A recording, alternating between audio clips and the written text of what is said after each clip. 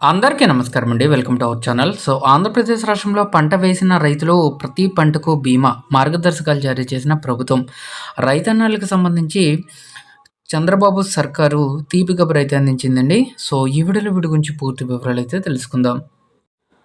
రైతులు వేసిన ప్రతి పంటకు కూడా బీమా చేయాల్సిందే అని చెప్పేసి సీఎం చంద్రబాబు నాయుడు గారు ఇంపార్టెంటు ఆదేశాలను తీసుకురావడం జరిగింది. ఆ బాధ్యతను కలెక్టర్లు తీసుకోవాలి.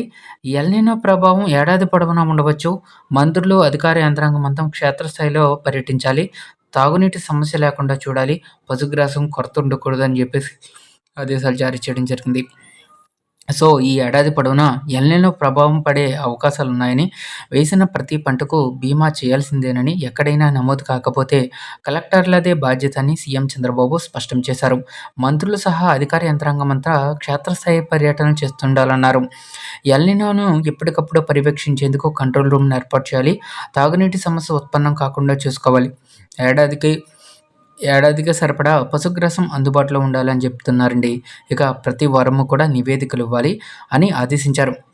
ఇక ఎల్‌నినో ప్రభావం, ప్రభుత్వం తీసుకురావాల్సిన చర్యలు, రైతులకు అవగాహన తదితరాలపై సచివాలయంలో మంగళవారం అధికారులతో ముఖ్యమంత్రి సమీక్షించడం జరిగింది. సో, పంటల అధ్యయనానికి వ్యవసాయ విశ్వవిద్యాలయాల విద్యార్థుల సేవలను ఉపయోగించుకోవాలి. రైతు సేవా కేంద్రాల సిబ్బందిని కన్వీనర్లుగా నియమించుకోవాలని చెప్పేసి కార్యాచరణ కమిటీలను సిద్ధం చేయడం జరిగింది. అయితే ఎల్‌నినో ప్రభావం ఏ స్థాయిలో ఉండబోతుందో రైతులకు ముందే చెప్పాలి. ఎప్పటికప్పుడు పరిస్థితిని అంచనా వేసి, వచ్చిన సమాచారాన్ని విశ్లేషించి, దాని ఆధారంగా సూచనలివ్వాలి. ల్యాండ్ పార్సిళ్ల వారీగా ఏ పంటలకు ఇబ్బంది వస్తుందో గుర్తించాలి.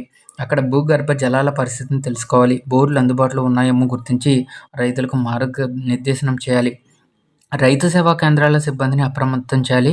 అన్నదాతలకు సరైన సమాచారం ఇస్తే పెట్టుబడులు వృధా కావు. పశువుల దాణా, గ్రాసం విషయంలో ఇబ్బందులు రాకూడదు. పాల ఉత్పత్తి తగ్గడానికి వీల్లేదు. కూరగాయలతో సహా నిత్యావసరాల ధరలు పెరగకుండా చర్యలు తీసుకోవాలి. జిల్లాకు ఒక్కటి చొప్పున మొబైల్ రైతు బజార్లను ఏర్పాటు చేయాలి. ఎల్‌నినో ఉపద్రవాన్ని అధికార యంత్రాంగం సవాలుగా తీసుకుని పనిచేయాలండి. విస్తృతంగా అవగాహన కార్యక్రమాలు ఏర్పాటు చేయాలి. మార్కెట్ కమిటీలు, నీటి సంఘాల సభ్యుల్ని భాగస్వాములు చేయాలి. ఎల్‌నినో కార్యాచరణలో శాఖల మధ్య సమన్వయం తప్పనిసరి అని చెప్పేసి కీలక ఆదేశాలైతే జారీ చేసింది. అంటే మ్యాక్సిమం ఈ ఏడాది పొడవునా ఎల్‌నినో ప్రభావం ఉండవచ్చండి. వర్షాలైతే సరిగ్గా పడే అవకాశం అయితే లేదంటున్నారు కాబట్టి సో, రైతులెవరు నష్టపోకుండా ఉండాలి అంటే ఖచ్చితంగా బీమా చేయాల్సిందే కాబట్టి ఆ బాధ్యతను కలెక్టర్లు తీసుకోవాలని చెప్పేసి ఈ సందర్భంగా ముఖ్యమంత్రి దిశానిర్దేశం అయితే చేయడం జరిగింది.